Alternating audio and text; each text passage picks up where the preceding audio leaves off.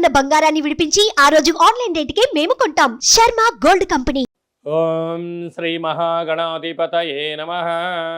విశేషంగా 2025 ఒకటో తారీఖు ఒకటో నెల 25 అంటే మొత్తము 11 సంఖ్య అనగా లాభానికి సూచిక.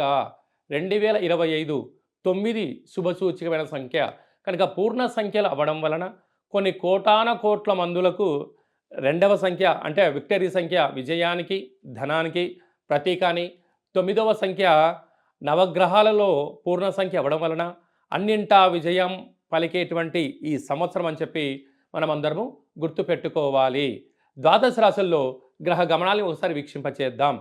వృషభ రాశిలో దేవగురు బృహస్పతి సంచార స్థితి, కన్య రాశిలో కేతు సంచార స్థితి, కుంభరాశిలో శని భగవానుడు సంచార స్థితి, మీనరాశిలో రాహు సంచార స్థితితో ప్రధానంగా గ్రహ గమనాలు ఈ విధంగా ఉన్నాయి.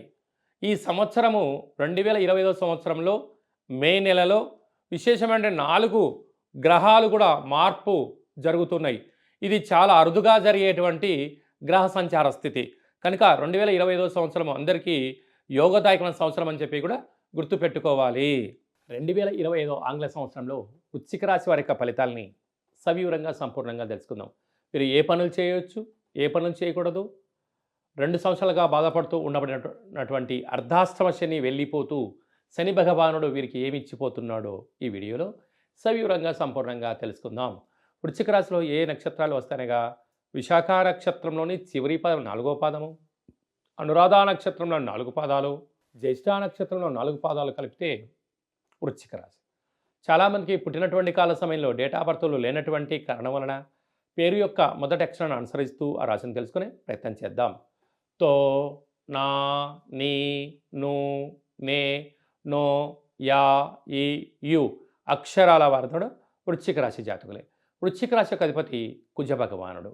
వీరి యొక్క ఆదాయం 2, వ్యయం 14. అంటే ఈ సంవత్సరం అధిక ఖర్చు అయ్యేటువంటి రాశులలో మరొక రాశి వృశ్చిక రాశి. అంటే 14 రూపాయల ఖర్చు పొంచి ఉంది, కేవలం 2 రూపాయలు మాత్రమే మనకు ఆదాయం ఉంది.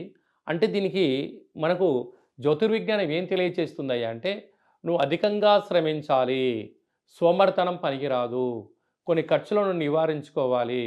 నివారణా చర్యల ద్వారా రాబోయే కాలంలో స్థిర చరాస్తులను కాపాడుకునే మానవ ప్రయత్నం చేయొచ్చు, అప్పుల పాలు కాకుండా ఉండే పరిస్థితి ఉంటుంది అని చెప్పి మనకు జ్యోతిర్విజ్ఞానం ముందస్తు విషయ పరిజ్ఞానం అని చెప్పి కూడా గుర్తుంచుకోగలగాలి. అదే కాకుండా ఈ వృశ్చిక రాశి వారికి ఈ విశాఖ నక్షత్ర జాతకులకు 2025 ఏప్రిల్ నుండి డిసెంబర్ వరకు ప్రారంధ సున్నా మధ్య సున్నా కారణం వలన అనేక రకాలమైన వ్యాధులు ఇబ్బందులు పొంచి ఉన్నాయి. తస్మాత్ జాగ్రత్త. కనుక ఈ వృశ్చిక రాశి జాతకులు చాలా సున్నితంగా స్వభావం కనపడుతూ ఉంటారు, కానీ కొన్నింటిలో చాలా తెలివిగా ఉండడం, అన్నింట అనేక రకాలమైన కార్యక్రమాలలో వెళ్ళాలి, చెయ్యాలి, సాధించాలని రాత్రి అనుకుంటారు. కానీ తెల్లవారే సమయానికి ఏదో ఒక కొత్త ఆలోచన వచ్చి రేపు చేద్దాం, ఎల్లుండి చేద్దాం, పోయేదేముంది అని చెప్పి కాలయాపనం చేసేవారు కొంత కేటగిరీ జనాలు. కొందరు ఏమనుకుంటారంటే నేను పట్టిన పట్టు సాధించాల్సిందే, చరిత్రకు నాంది పలకాల్సిందే అని చెప్పి కొంతమంది విభాగం ఉంటారు.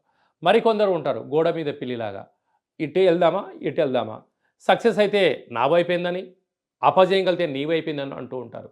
కనుక దీనంతటికీ కారణం ఏమిటనగా రాశాధిపతి కుజుడు ఈ జరుగుతున్నటువంటి అర్ధాష్టమ శని యొక్క ప్రభావం కారణం వలన ఆరోగ్యం సహకరించకపోవడము, కుటుంబంలో భార్య కొడుకులు మనవడు మనవరాలను సహకరించకపోవడము, లేకుంటే నువ్వు నమ్మినటువంటి ఒక సిద్ధాంతం ఏదైతే ఉంటుందో ఆ సిద్ధాంతంలో కొందరు అధికారులు నేను తొక్కేసే ప్రయత్నం చేయడము.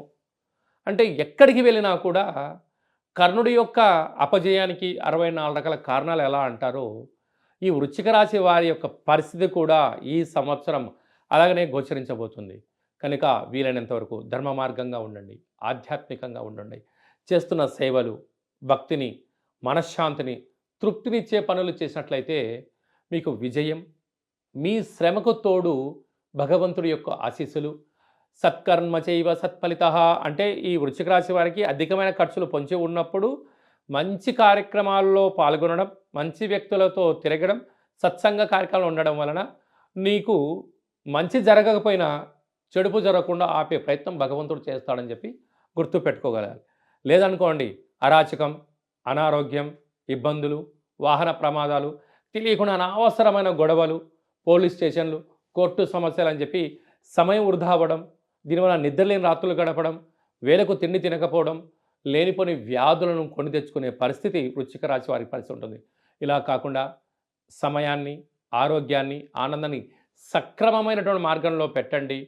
ఎంతటి గడ్డు కాలం ఉండినను మీ ఓపిక, మీ పట్టుదల, సత్ప్రవర్తన మీ విజయానికి తొలిమెట్టు అవుతూ అనేక మందికి భవిష్యత్తులో మీరు మార్గదర్శకులు అవ్వడానికి కూడా అవకాశం ఉంది. ఎందుకనగా ధాన్యాధిపతి, వృక్షాధిపతి అవ్వడం వలన మొక్కలను పెంచడం, మొక్కలకు నీళ్లు పోయడం, మొక్కలను ఆస్వాదించడం, ప్రకృతితో మమేకం అవ్వడం వలన ఒక వ్యక్తి ఏకాంతమైనటువంటి జీవితంలో ఆనందాన్ని ఆస్వాదించే పరిస్థితి ఉంటుందని చెప్పి కూడా గమనించాలి.